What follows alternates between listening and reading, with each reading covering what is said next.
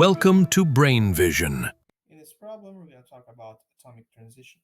So consider that we have an atom that has several possible energy levels, I'm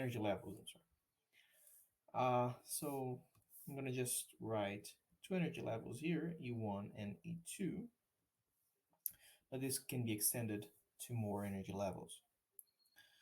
And let's say that the atom is initially in the ground state, that is the smallest energy, and that is E1. Now, a transition occurs in the atom when the atom absorbs a photon, and with that, the energy is increased. Okay, so the atom must absorb a photon that has an energy, gamma, that is equal to the difference between two energy levels, E2 minus E1 in this case. Okay, and in order to transition back to the ground state, the atom must emit a photon that has this same energy here as before, E gamma. Also, in order to completely ionize the atom, we need the final energy of the electron that is ionized, that is thrown out of the atom, to be at least equal to zero. So the final energy of the atom is equal to the initial energy, that's E1, plus the energy of the incoming photon. This must be greater than zero, so E gamma must be greater than minus E1. So now we can move on to our exercise. So what we have is an atom that has these energy levels here. Okay. And in question A, we have to find what must be the energy of a photon such that an atom initially at the ground state is ionized. Well, notice that since E gamma must be greater than minus E1, greater or equal than actually, then E gamma must be greater than the ground state energy level, that's 20 electron volts. So the minimum energy is 20 electron volts. That's the answer to question A. In question B, we have a photon, uh, a photon that has an energy of 18 electron volts. And the atom is initially in the ground state. So E1 is equal to minus 20 electron volts. In this case, notice that the final energy is equal to the initial energy, E1, plus the energy of the photon. And this is equal to minus 20 plus 18. So this is minus 2 electron volts. Now, minus 2 electron volts corresponds to n equals 4. So this is E4. So the atom is now at the n equals 4 energy level. And we want the atom to transition back to the ground state. So from n equals 4, we want the atom to go to n equals 1.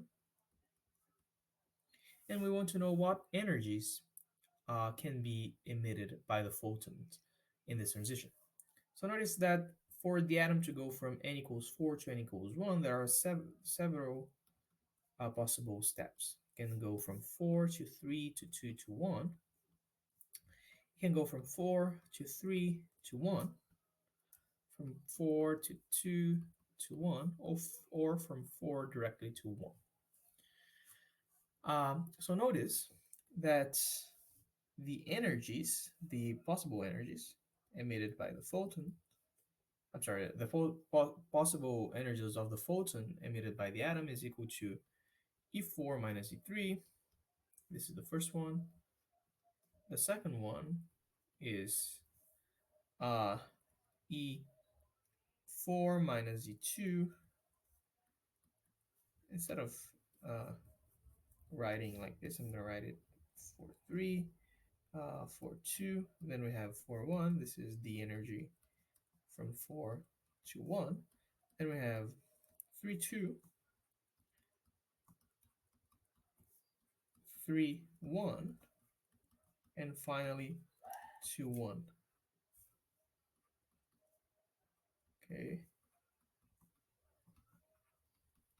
And now we can calculate the energies.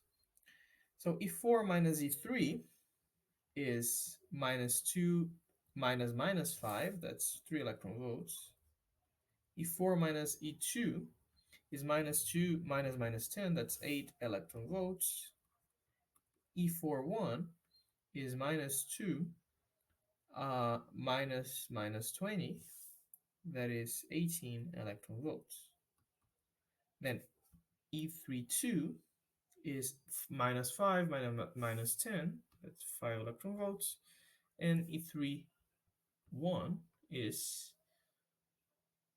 I'm sorry, E31 is minus 5 minus minus 20, that's 15 electron volts. And E2E1 is minus 10 minus minus 20, that's 10 electron volts. So these are the possible values of the energy. Okay. Then in question C, you have to say what would happen if a photon with an energy of 8 electron volts was to strike the atom, given that the atom is initially in the ground state. Well, in the ground state is minus 20 electron volts. Notice that if the atom was to transition to a higher energy level, the final energy would be E gamma plus E1, that's minus 20 plus 8, so this is minus 12 electron volts. But notice that there is no state with an energy of minus 12 electron volts. So this means that the atom will not be absorbed. I'm sorry, the photon will not be absorbed, and hence the atom will not transition to a higher state.